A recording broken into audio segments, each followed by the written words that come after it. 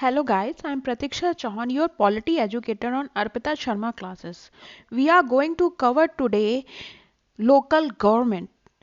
Before we resume here's a wonderful announcement. An academy is launching the perfect study partner for your UPSC CSE journey. Equipped with India's best educators, wherein new batches will be launched every Monday. How to get your subscription?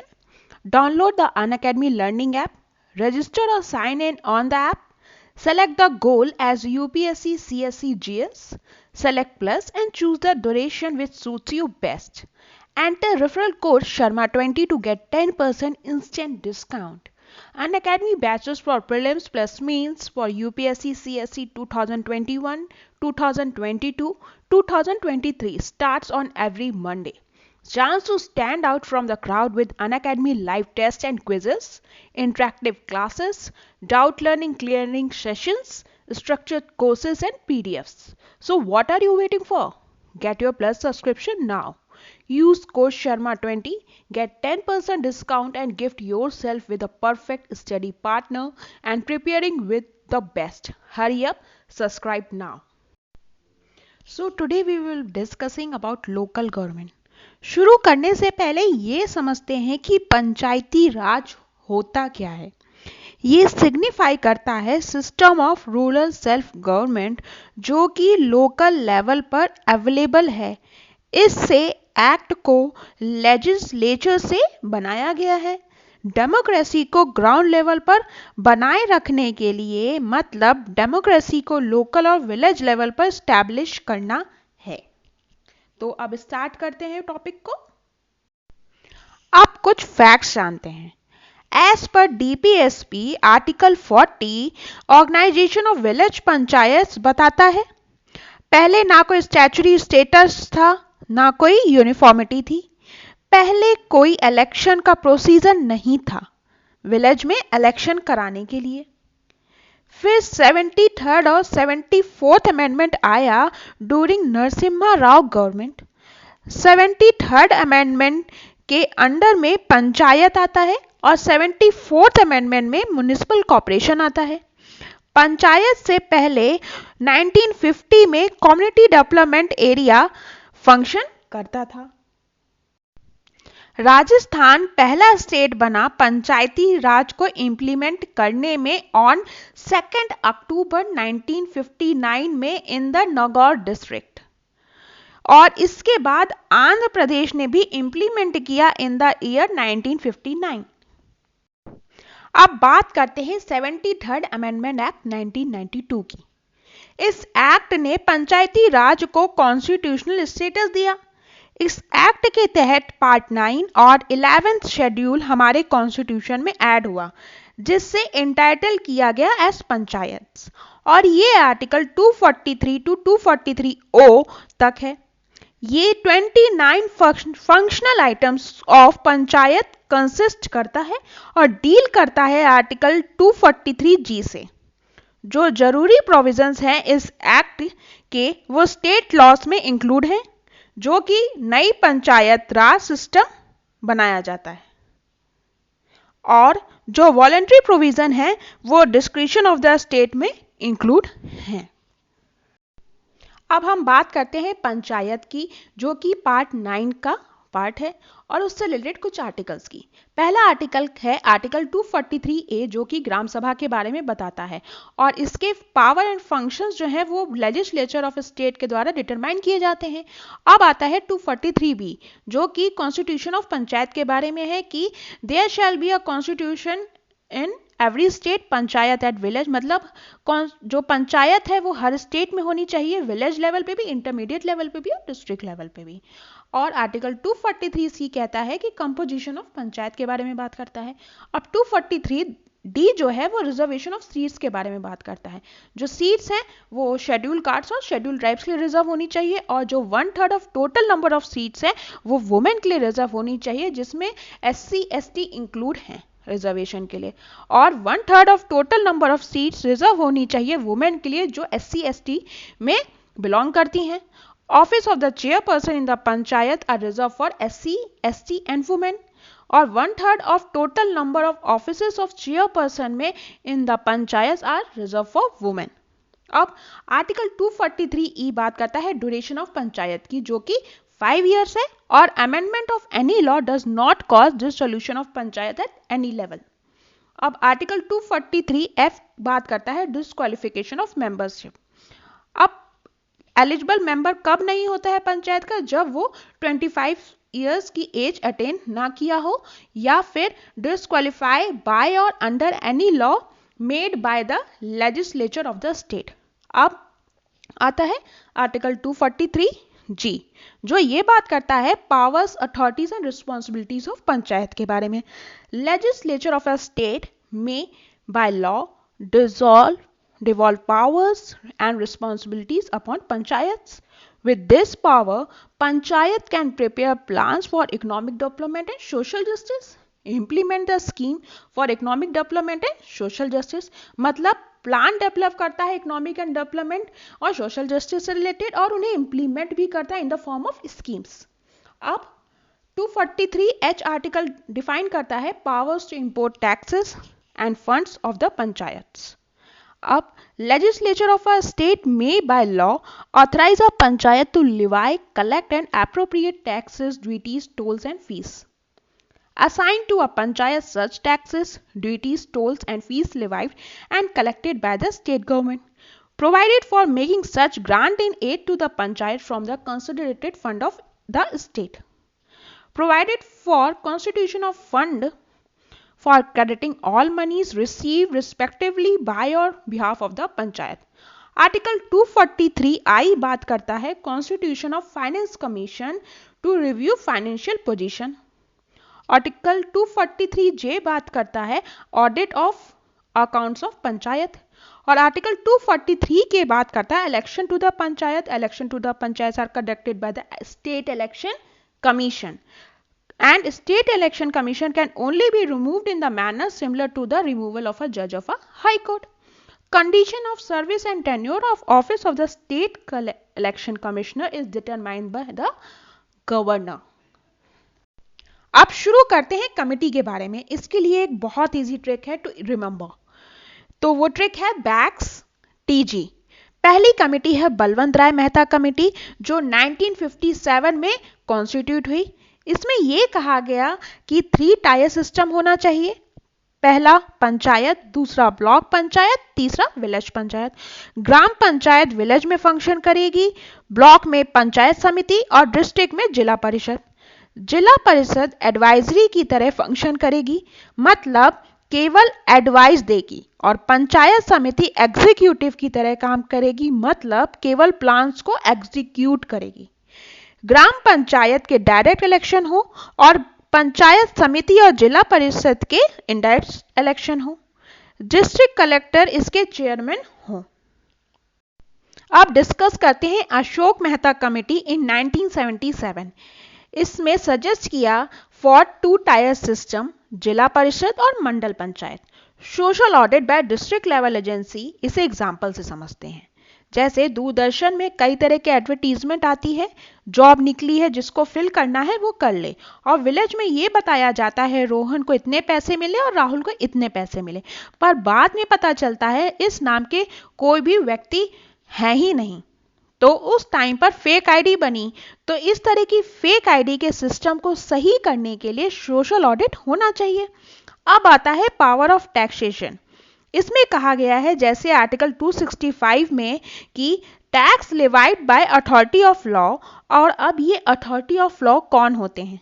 वो हैं public, private and local bodies. अब private कैसे authority of law हो सकती है? जैसे toll tax होता है, तो इसमें ऑर्गेनाइजेशन पैसा ले रही है in the form of tax. Committee ने यह भी रिकमेंड किया कि रिजर्वेशन SC/ST के लिए भी होना चाहिए। नई मिनिस्ट्री बननी चाहिए फॉर पंचायती राज इंस्टीट्यूशन। न्याय पंचायत डेवलपमेंटल पंचायत से अलग होनी चाहिए। अब आती है GVK Rao committee in 1985।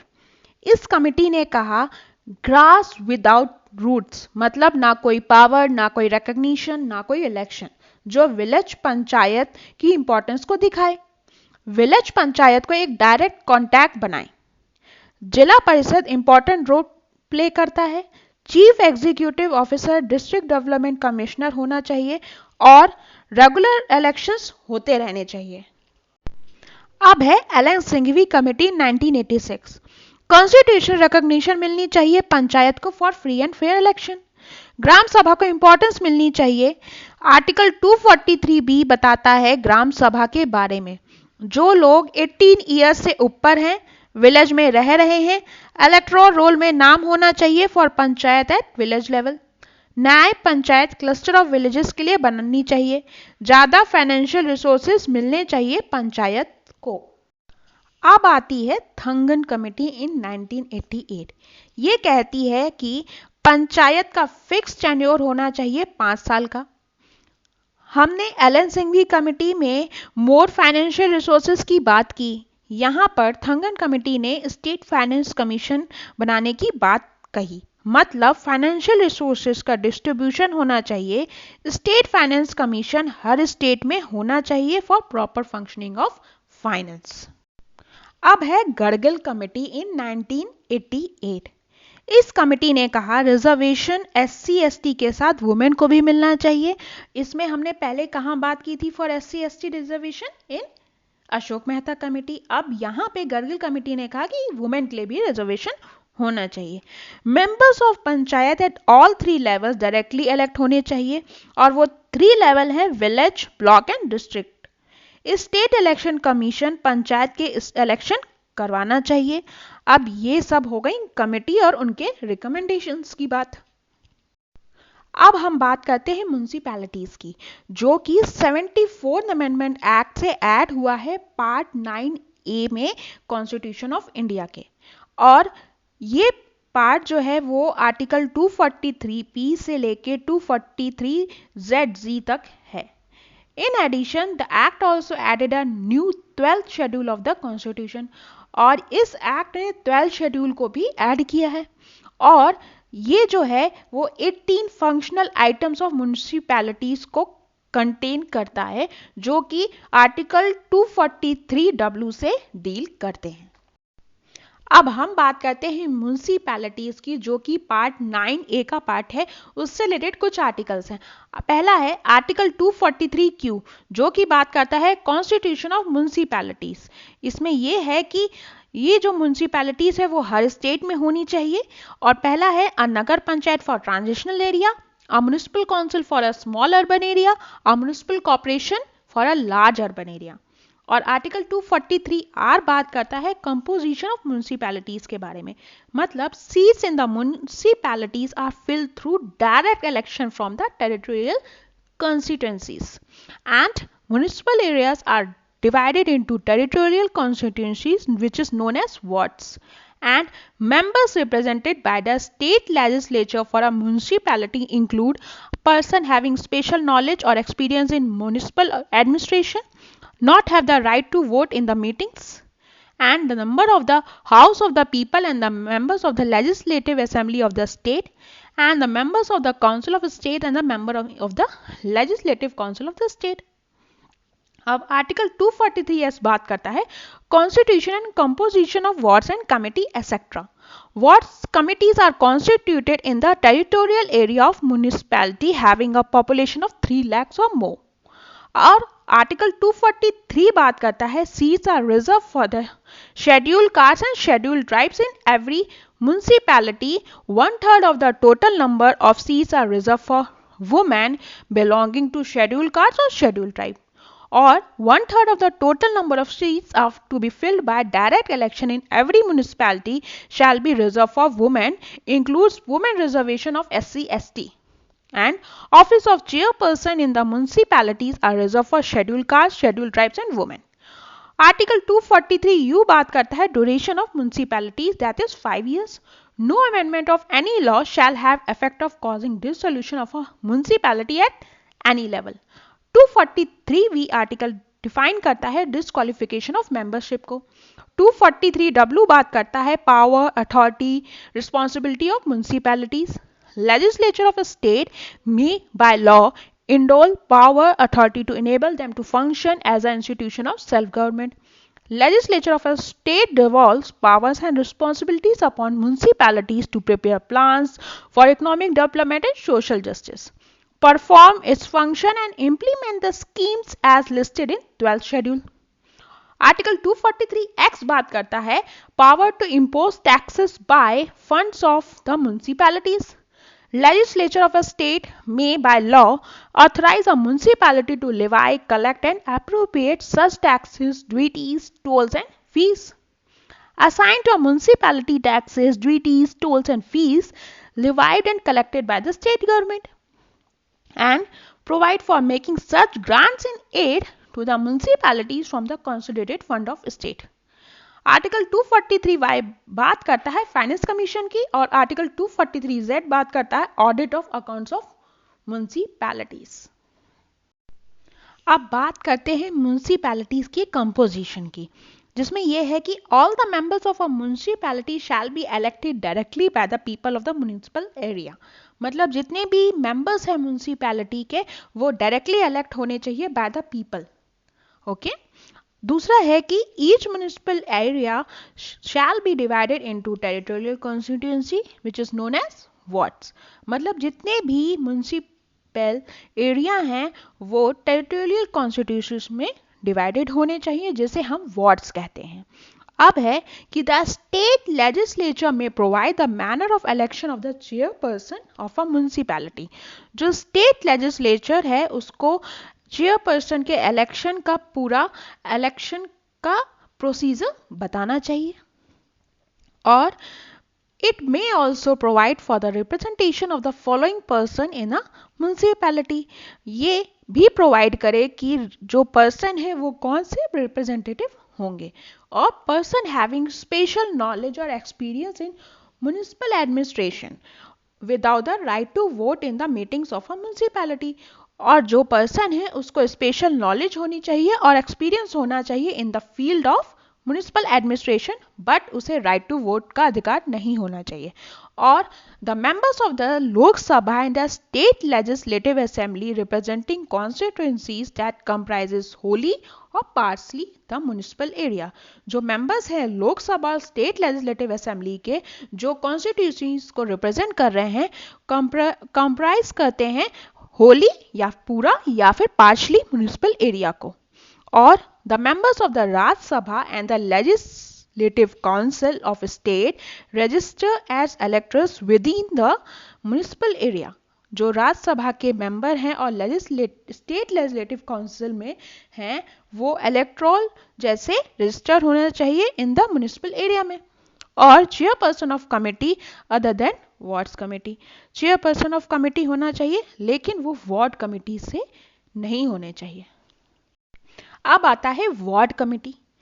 There shall be a constituted a ward committee consisting of one or more ward within the territorial area of a municipality having population of 3 lakh or more. मतलब जो ward committee होती है वो एक या एक से ज्यादा टेरिटोरियल एरिया के विद इन में एग्जिस्ट करती है जिसकी पॉपुलेशन 3 लाख या 3 लाख से ज्यादा हो सकती है. The state legislature may make provision with respect to the composition and the territorial area of wards committee and the manner in which the seats in a ward committee shall be filled. मतलब state legislature को ये provision बनाना चाहिए कि composition और territorial area of ward committee के बारे में और उसका मैनर कैसा होना चाहिए फिल करने का. और it also make any provision of the constitution of committees in addition to the ward committees. अब बात करते हैं मेट्रोपॉलिटन कमिटी की. Every metropolitan area shall have a metropolitan planning committee to prepare a draft development plan. जो हर metropolitan area है उसकी एक metropolitan planning committee होनी चाहिए जो ड्राफ्ट डेवलपमेंट प्लान बनाए. ठीक है. The state legislature may make provision with respect to the following. State legislature जो है वो इन सब में प्रोविजन बनाए जो बिलो दिए गए हैं, जो कि हैं the composition of such committees, the manner of election of members of such committees. मतलब कंपोजिशन कैसा होना चाहिए कमिटी का, उनका मैनर कैसा होना चाहिए इलेक्शन का, और the representation in such committees of the central government, state government and other organisation. उनका रिप्रेजेंटेशन कैसा होना चाहिए कमिटीज का, इन सेंट्रल गवर्नमेंट में, स्टेट गवर्नमेंट और किसी और ऑर्गेनाइजेशन में। और the function of such committees in relation to planning and coordination for the metropolitan area. उनका कमिटीज का फंक्शन कैसा होना चाहिए प्लानिंग और कोऑर्डिनेशन में, और मैनर ऑफ इलेक्शन कैसा होना चाहिए चेयरपर्सन का इस कमेटी के लिए, और the act lays down the 2/3 of the members of a metropolitan planning committee should be elected by the elected members of the municipalities. जो 2/3 मेंबर्स हैं मेट्रोपॉलिटन प्लानिंग कमेटी के, वो इलेक्टेड होने चाहिए elected members of the municipalities. और जो chairperson of the panchayat है metropolitan area में, वो अमंगस देमसेल्व्स होने चाहिए, मतलब मेंबर्स के बीच में चुने जाने चाहिए।